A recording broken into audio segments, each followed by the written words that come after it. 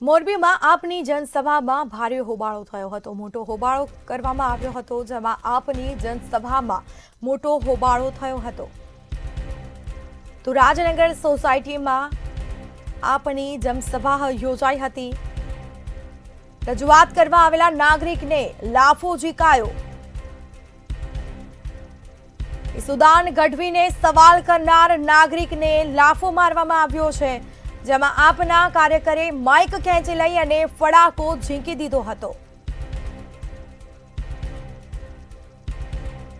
તો જાહેર સભામાં નાગરિકને લાફો પડતાની સાથે જ ભારે હોબાળો કરવામાં આવ્યો।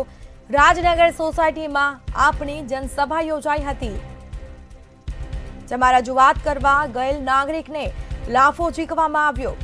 તો નાગરિકને લાફો મારવામાં આવ્યો છે। ઈસુદાન ગઢવીને સવાલ કરનાર નાગરિકને લાફો મારવામાં આવ્યો હતો।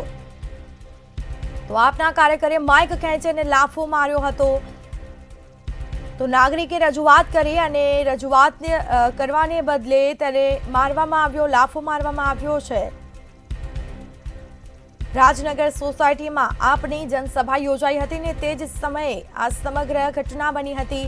લાફો મારવામાં આવ્યો હતો। રજૂઆત કરવા માટે જે નાગરિક પહોંચ્યો હતો તેને લાફો ઝીકાયો છે। ઈસુદાન ગઢવીને સવાલ કરનાર નાગરિકને લાફો મારવામાં આવ્યો। આ દ્રશ્યો આપ જોઈ રહ્યા છો।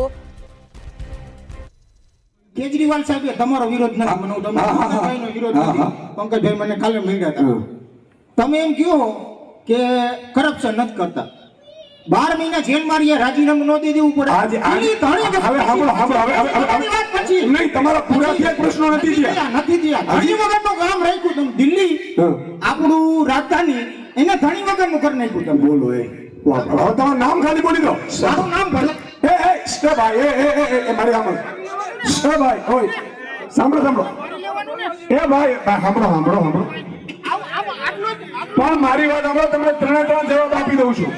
મિત્રો આજે દિલ્હીમાં ભાઈઓ અહીંયા રાખો, મિત્રો આજે દિલ્હીમાં હાઈકોર્ટે દિલ્હીની કોર્ટે ચુકાદો આપ્યો છે। સાંભળો મારી વાત। દિલ્હીની કોર્ટે ચુકાદો આપ્યો છે, મેં પોસ્ટ કરી છે। દિલ્હીમાં જે વ્યક્તિને 2.5 વર્ષ જેલમાં નાખ્યા હતા એ વ્યક્તિને સત્યેન્દ્ર જૈનને સાંભળો, સત્યેન્દ્ર જૈનની કોર્ટે નિર્દોષ જાહેર કર્યો છે। એકવાર તાળીઓથી વધારો સાહેબ।